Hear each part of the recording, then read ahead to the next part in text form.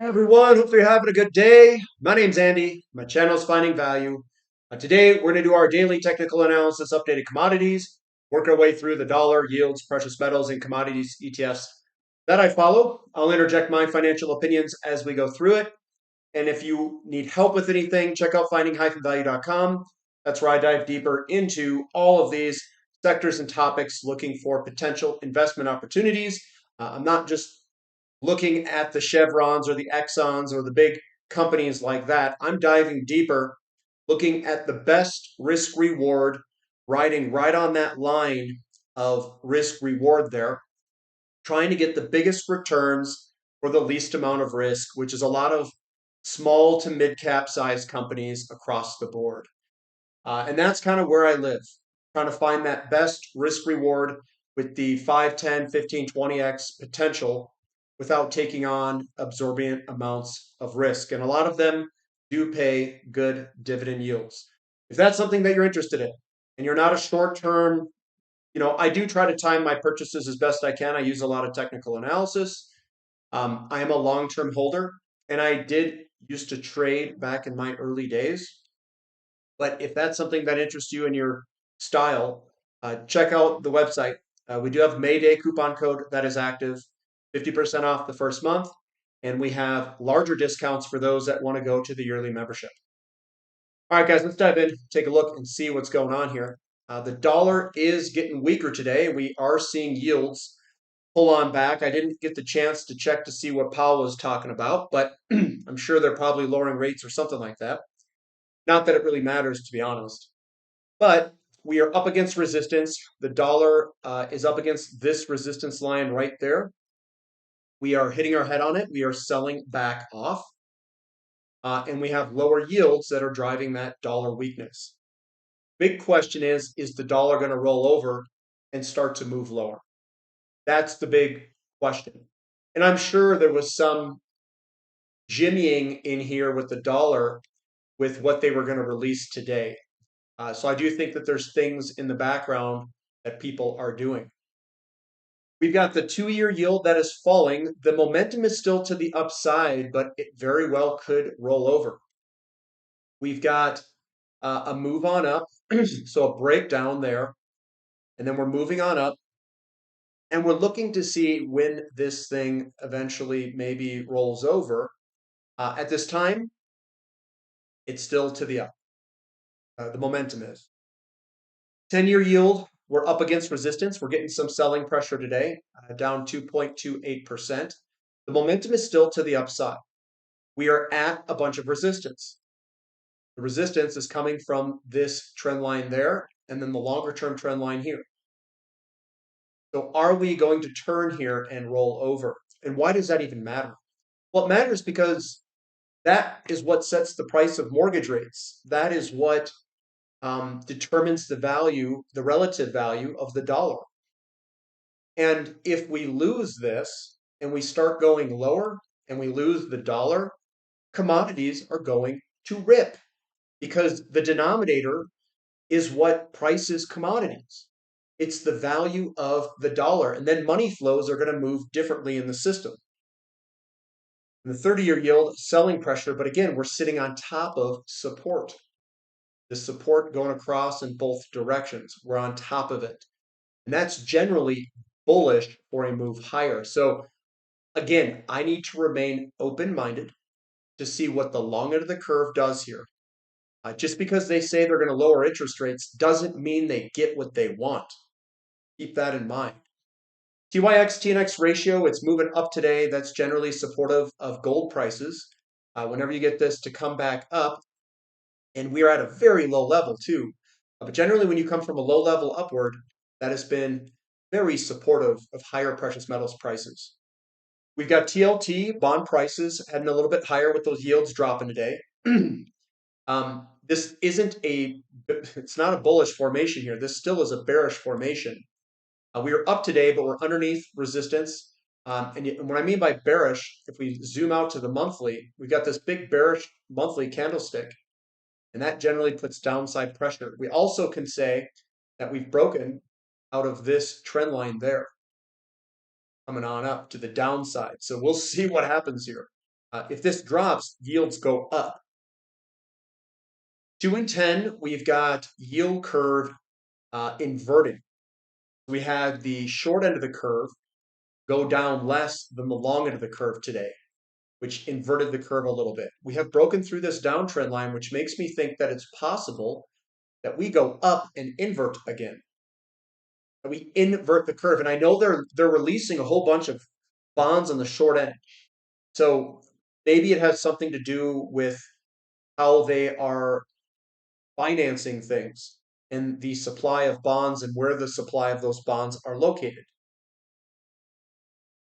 Gold is up $36 an ounce. We still have this downside pressure candlesticks here. It is a pretty good bounce. We gapped lower in the morning, came back up, and we're close to the 50th percentile mark.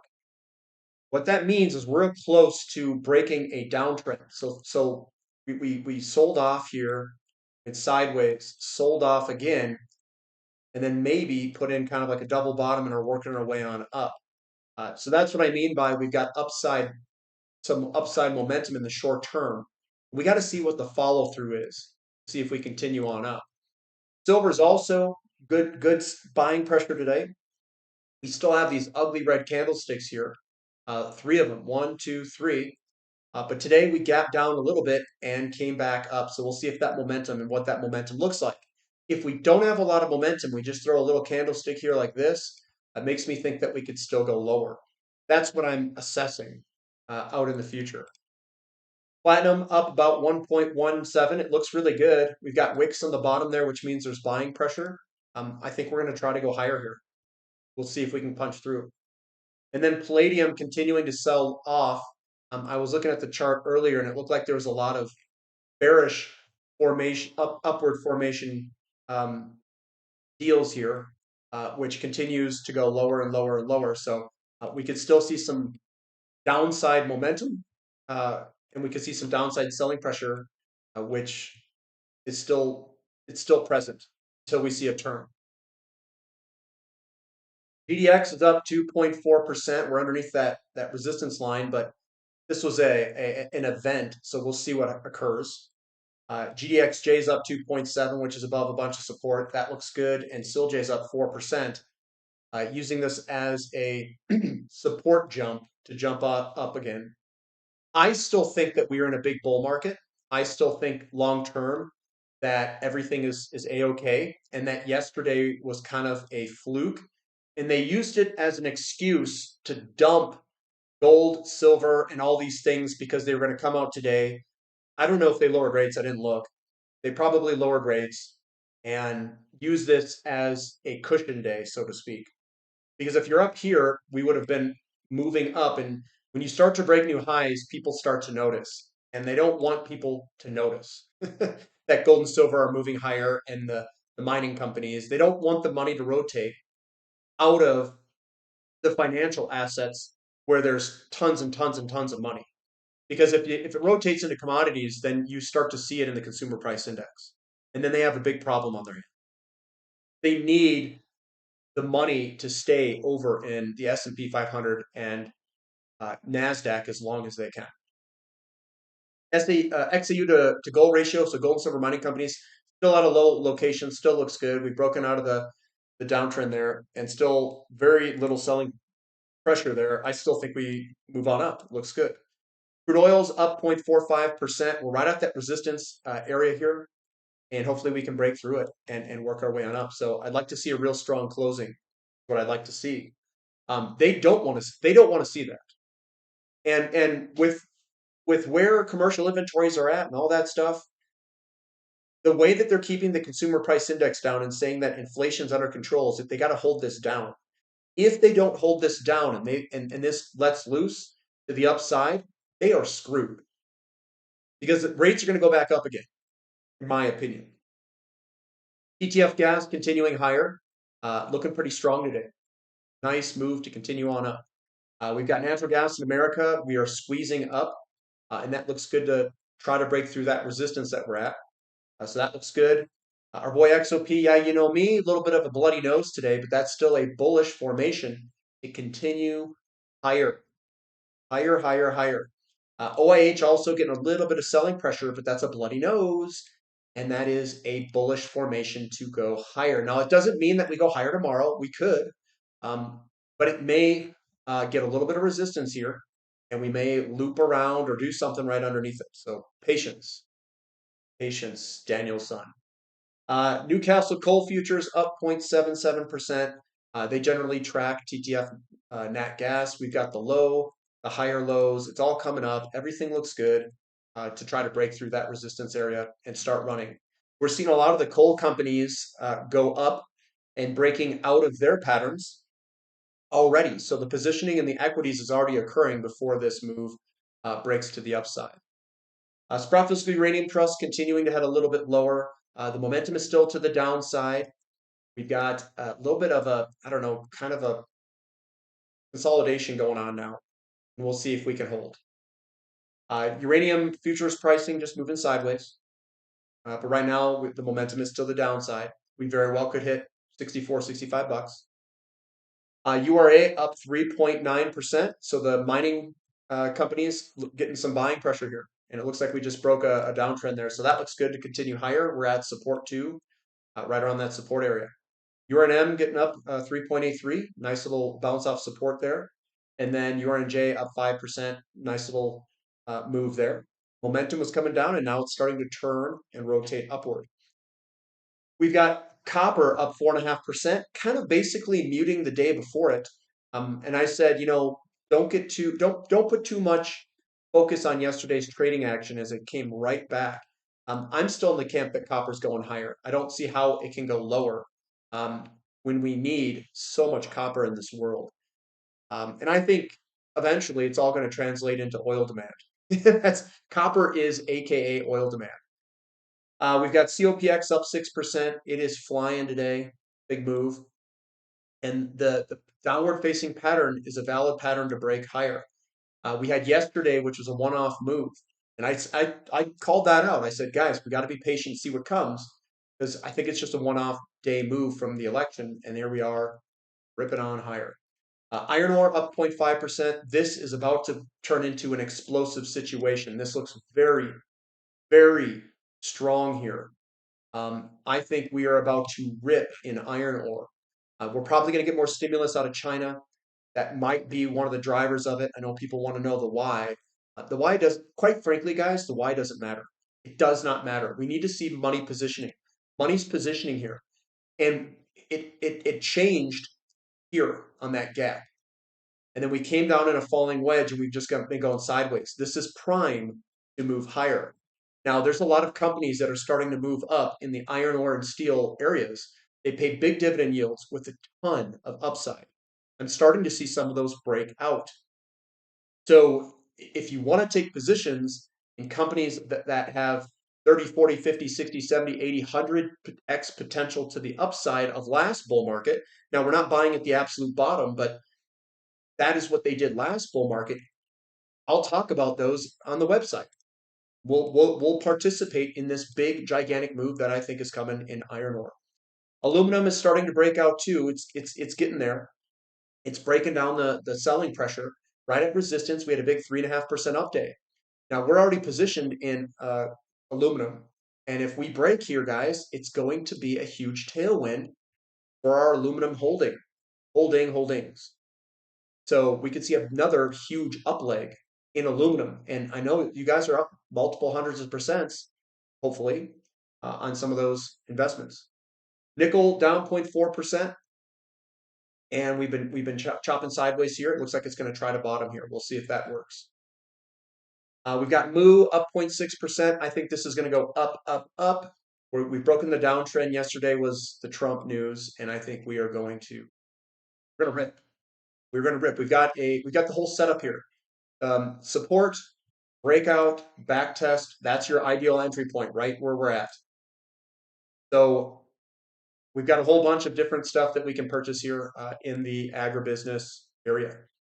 Emerging markets up 2.2%. Weaker dollar, weaker yields, and then all of these are going to start to work its way up if that continues. KRE down 3 point. I mean, this was a big up day yesterday, so this is just a bloody nose profit taking day. Almost always occurs. Looks good. TAN up a little bit, 0.9%. Weaker yield, weaker dollar. These are the ones that are all sensitive to that.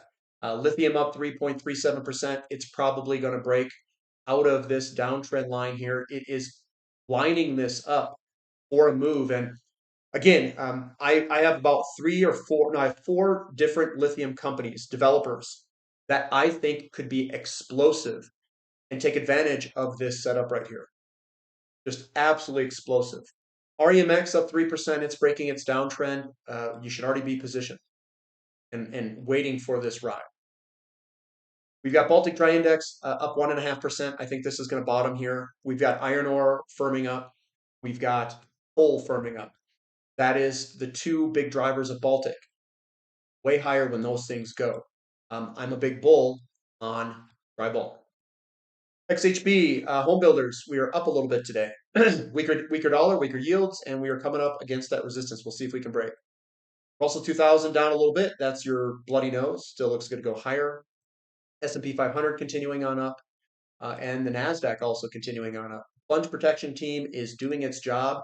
They are feeding quantitative easing. They are quantitative easing, feeding money into the system. They are bringing long end of the rates down, is my guess.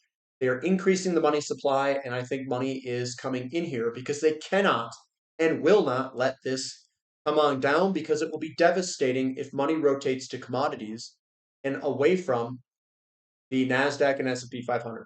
That is what I think is going on. They need the money to stay there. SMCI up 12%. I'm not touching this thing. I should probably stop even talking about it, but down, down, down, down. I wouldn't touch it. Nvidia's up 2.24%. Looks like it's trying to break, or it has broken through some resistance, moving on up. We've got Bitcoin up 0.5%. That's a bloody nose, small profit taking day. But that still looks good to go higher. Ethereum up 6.5%. It is unloading on it. People believe that Trump is the crypto president, I guess. But that still looks good to work its way on up if Bitcoin keeps going. And then the VIX continues to head lower. The plunge protection team is definitely hitting this. We can see that it broke out. And they're like, no, no, no, no, no, no, no. Presidential day, or the one before it. Yeah, that's the one before. Or no, let me see here. Yeah, it is. They just gapped it lower. They said, nope, we're gonna hold this thing down and not have it fall. So I'm of the belief, guys. I think they're in there meddling with stuff. I think they're outright buying stock, probably. That's what I think. The signals are there for that to roll over. A lot of signals. It's not just one. It's like 10. The big bearish engulfings, the rising wedges all over the place. It's across multiple sectors. It's across the NASDAQ and the Dow and the S&P 500. The volatility jumped up, was ready to break out, and then just so happened to gap lower out of nowhere. Good luck with that. Good luck. The undervalued sectors is where I'm going to focus my time and efforts on. They can move up, but that's going to be very risky. Could we get a blow off top and one last final move? We very well could. Could it continue higher and they just print money on top of the money over and over and over again? They could. Very well could. So I'm going to avoid those areas. I'm going to go where the money's going to rotate into next. So that's what I've got for today. We'll catch you next time. This is Finding Value.